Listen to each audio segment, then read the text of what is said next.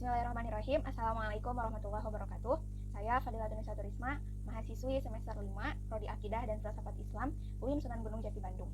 Adapun video ini diajukan untuk memenuhi ujian akhir semester mata kuliah Filsafat Sosial yang diampu oleh Dr. Menghanah MAG.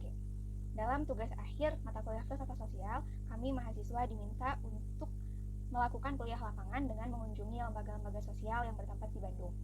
Saya sebagai salah satu anggota kelompok 3 yang pada tanggal 28 Desember telah mengunjungi Sapa Institute atau Yayasan Sapa yang bertempat di Desa Cipaku, Kecamatan Paseh, Kabupaten Bandung. Di sini saya akan menjelaskan apa yang telah saya dapatkan dari kuliah lapangan tersebut.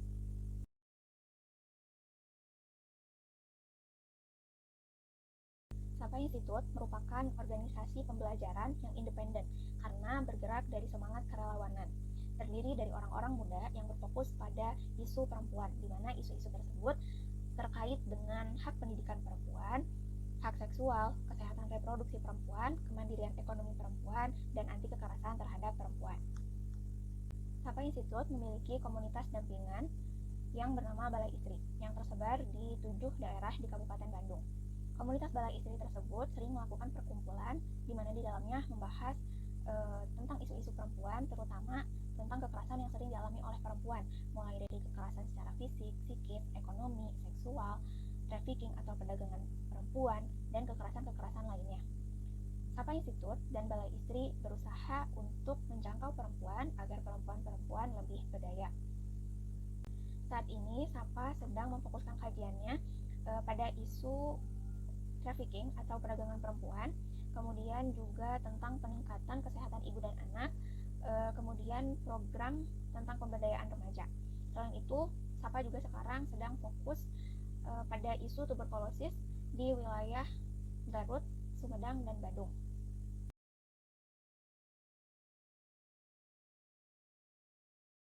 Banyak yang mengira bahwa Sapa Institute adalah lembaga yang mendampingi kasus-kasus yang sering terjadi dalam masyarakat. Padahal sebetulnya Sapa Institute ini pada awalnya adalah sebuah diskusi yang digagas oleh mahasiswa dan mahasiswi di UIN Sunan Gunung Jati Bandung pada tahun 2005.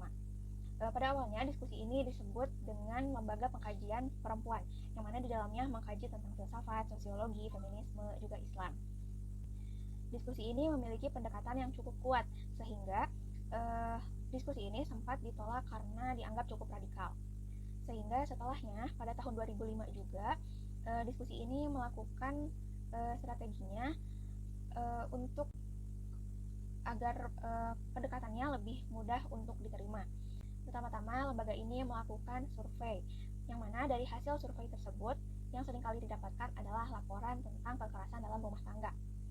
Setelah itu muncullah ide untuk menjadi lembaga pendamping kasus. Karena hasil survei yang didapatkannya pada saat itu sebanyak 1 dari 6 orang merupakan korban dari kekerasan di dalam keluarganya. Dan apabila dalam satu keluarga terdapat 1 orang yang menjadi korban, maka akan dipastikan akan ada korban maupun pelaku kekerasan selanjutnya. Di samping itu, tujuan dari adanya pendampingan kasus adalah karena saat itu peristiwa kekerasan dalam rumah tangga itu merupakan peristiwa yang sangat privat, sehingga orang yang menjadi korban kekerasan itu seolah tidak mampu untuk melapor kepada siapapun karena kekerasan, karena orang-orang di sekitarnya tidak ada yang mau maupun berani untuk ikut campur. Sampai pernah ada satu kejadian di tempat itu sebelum Sapa didirikan, ada suatu kejadian kekerasan dalam rumah tangga di mana sang korban dianiaya sampai pingsan di tengah jalan, namun masyarakat tidak ada satupun yang berani untuk menolongnya karena seolah hal tersebut dianggap ikut campur urusan pribadi orang lain.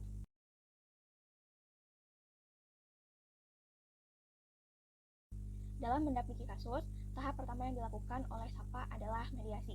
Kemudian strategi yang sangat diefektifkan oleh Sapa adalah melatih pengetahuan perempuan dalam menghadapi kasus KDRT maupun kekerasan lainnya.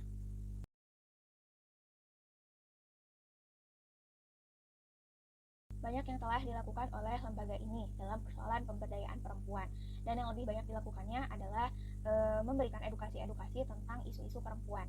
Namun tidak hanya itu, dalam upayanya memberdayakan perempuan, kini Sapa telah mengembangkan sektor pertanian untuk melatih petani-petani perempuan.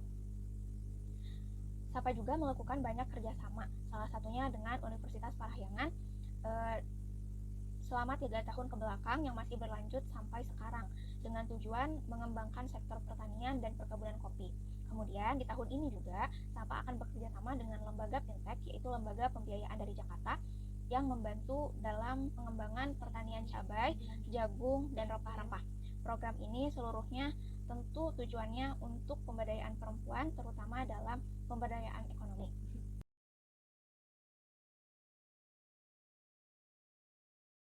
Sapa mencoba menghubungkan segala aspek kehidupan untuk memiliki perspektif perempuan. Salah satunya adalah yang disebutkan tadi.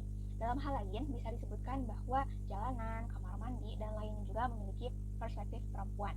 Contohnya, jalanan yang rusak atau jalanan yang terdapat polisi tidur itu sangat tidak ramah perempuan karena jalan tersebut dapat mengganggu kesehatan ibu hamil.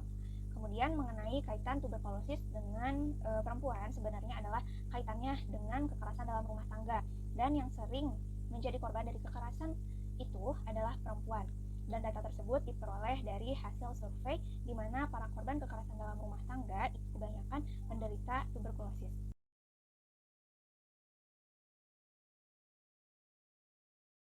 Ada 3 program yang difokuskan oleh Sapa.